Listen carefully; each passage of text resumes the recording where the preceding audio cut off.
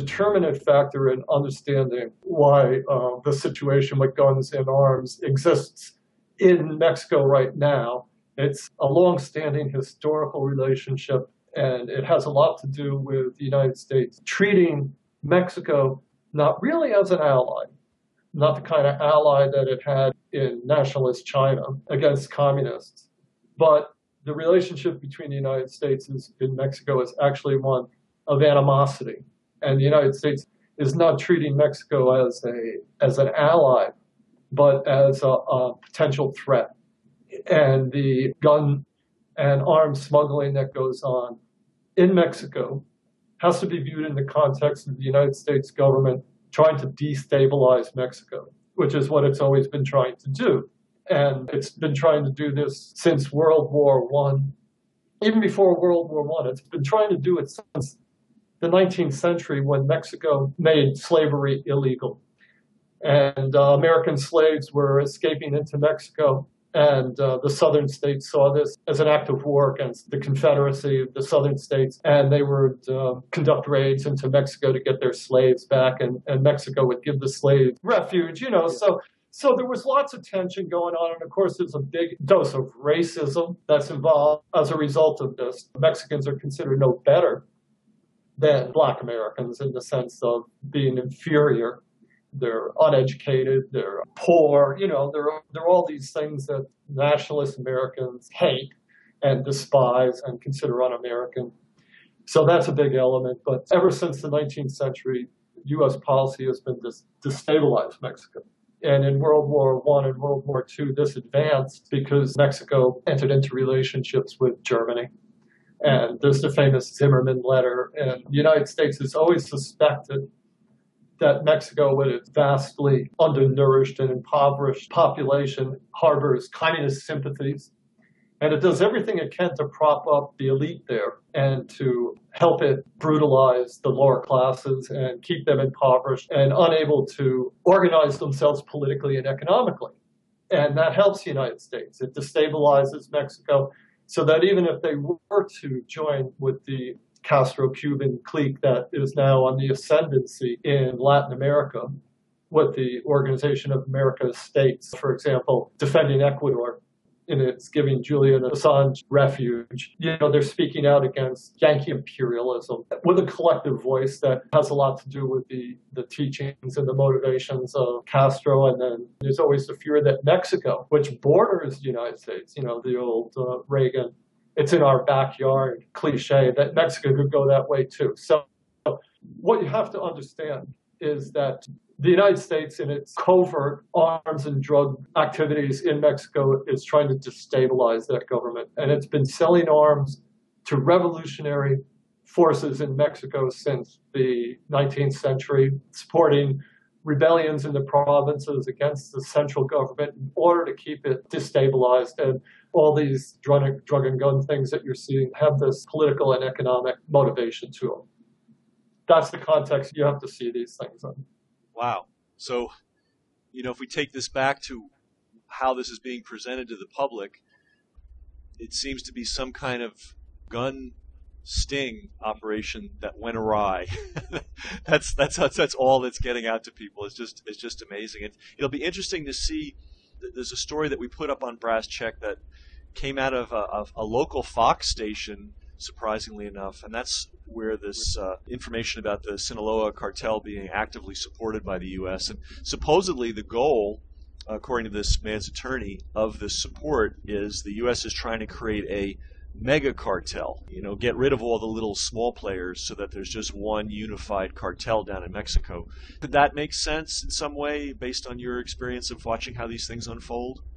Since 1973, the CIA has been in control of narcotic intelligence worldwide and within the United States. The function in 1973 was taken away from the DEA and given to the CIA, which is the unseen hand in this drama that's playing out supposedly about the ATF and the DEA. And they're actually just minor players in this drama who traditionally, as law enforcement agencies, are shoved up in front of the CIA. But it's the CIA and the State Department that are arranging what's happening down in Mexico. because basically law enforcement agencies like the DEA and ATF have no final say in matters that happen in Mexico. The State Department has concerns about political relationships in Mexico that trump any law enforcement concerns. And anytime a law enforcement operation is conducted in a foreign country, it has to be approved by the State Department. It has to be approved by the CIA. The CIA controls all the informant checks on anybody that's being recruited by a law enforcement agency in Mexico. If I'm in the DEA and I want to recruit the Sinaloa or any other cartel in Mexico or somebody from them, I have to check with the CIA. They run a background check to find out whether this guy's working for the Russians or the German, because we're always concerned mostly that the Mexicans are going to be working for our enemies. The Iranians, Hezbollah, you always hear about Hezbollah in Mexico. So the CIA has control over all the informants that are recruited by the DEA and the ATF in Mexico. And the media knows this. Every reporter who works there knows this. But they're not telling you that, because if they were to tell you that, they would be accused, like Bradley Manning, of aiding the enemy, because they're telling you national security secrets. So the media is prevented from mentioning the work that the State Department and the CIA play in these little melodramas that you see, that are, the script is written by politicians in the White House on behalf of the CIA and the State Department to cover up their political and economic activities, and blamed on these law enforcement organizations, DEA and ATF, which are really just spear carriers. There are people in the background of these operations who are doing the bidding of their masters in the CIA and the State Department. So the view that people have of these operations is totally skewed. The CIA, whatever its purposes in dealing with this informant or that informant, have nothing at all to do with law enforcement, because they're not law enforcement agencies. And the State Department doesn't care about who has guns and who has drugs. And so it's totally corrupt. And the view that we have is totally skewed. Whatever their CIA and State Department motivations and intentions are, other than in the big picture, which I can tell you, I don't know what their individual specific intentions are, which politician in Mexico they're backing through these activities, which industrialists in Mexico they're backing through these activities, gun and drug activities. But that's what it's about.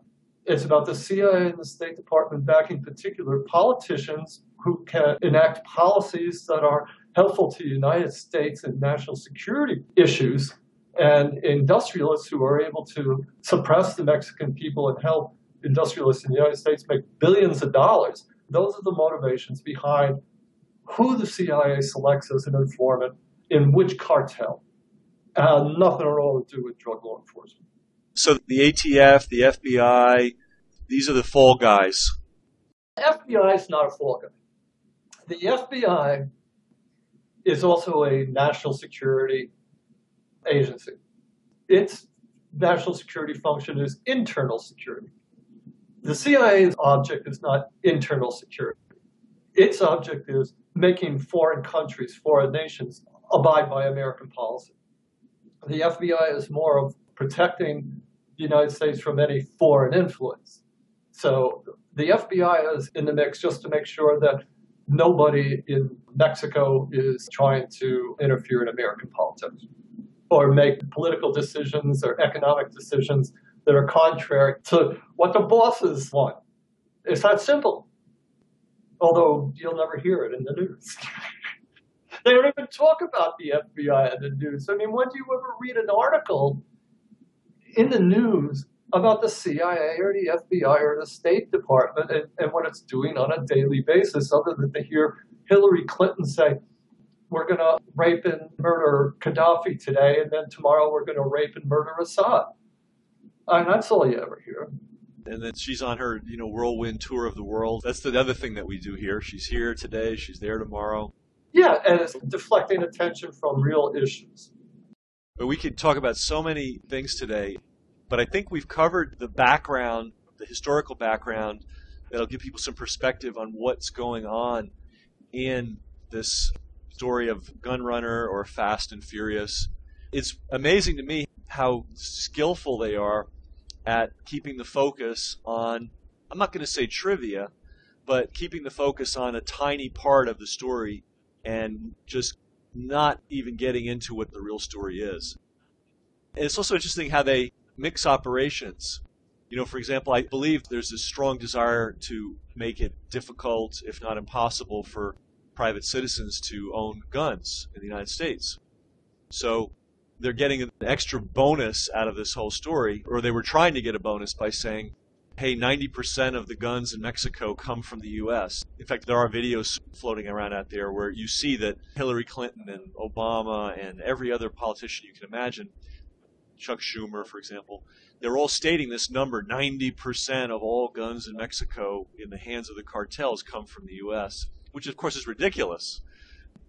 The U.S. left thousands and thousands and thousands of military-grade weapons in Central America and then just abandoned them in warehouses. And those are all over the place now. And certainly if you're a drug cartel, you can buy guns from Switzerland or Belgium or Israel or wherever you want. So it's just interesting that in addition to this larger mission of keeping Mexico in check, they're also saying, hey, why don't we use this as a way to make something happen locally, domestically. Let me pick up on that domestic thread. The politics and economics of guns and drugs in the United States is half of this equation. And it, again, has to do with politics and economics more than guns and drugs. Right now, the United States has 5% of the world's population and has 25% of the world's prisoners. Most of those prisoners are in jail, in prison, for drug-related offenses. No other country on planet Earth has the zero-tolerance drug laws that the United States has. Most countries, you get arrested for drugs, you go to jail for 3 weeks and you're out. So I don't do it again. It's a consensual crime between the seller and the user. It has no effect on anybody else. Even Hoover and the FBI used to say he wanted nothing at all to do with drug law enforcement because it's a consensual crime like gambling. It's seen as a moral issue. It undermines Christian values, whatever the hell those are. It doesn't hurt anybody but the person who consumes the drugs himself, assuming that person's getting harmed at all to begin with. So America has created this whole vast prison industry, which is largely privatized, and which props up a huge law enforcement presence in the United States, which would not normally be in accordance with American principles of freedom. But the drug propaganda machine has succeeded in demonizing the minorities, make up the vast majority of people in prison for drug offenses. And the drug industry itself channels a large portion of the drugs that come into this country to disenfranchised minorities who get arrested and imprisoned at a much higher rate than white Anglo-Saxon Protestants who by and large can afford attorneys and don't get convicted in a summary manner because they can get a lawyer and the courts don't want to have to spend the time going to trial. The disenfranchised minorities that are arrested for drug offenses can't afford lawyers and they cop pleas and they go to prison. And it builds up this great prison industry, which funnels a lot of money into American industrialists, and it provides the pretext for having a huge law enforcement presence in the United States, which makes it easier to surveil everybody and control everybody, because for the last 70, 75 years, even longer, drug law enforcement and arms law enforcement have been methods to politically and through the systematic subversion of the justice system control Americans. Politically control Americans and control through the hammer of institutionalized terror. And that's the domestic end of this drug and arms boondoggle.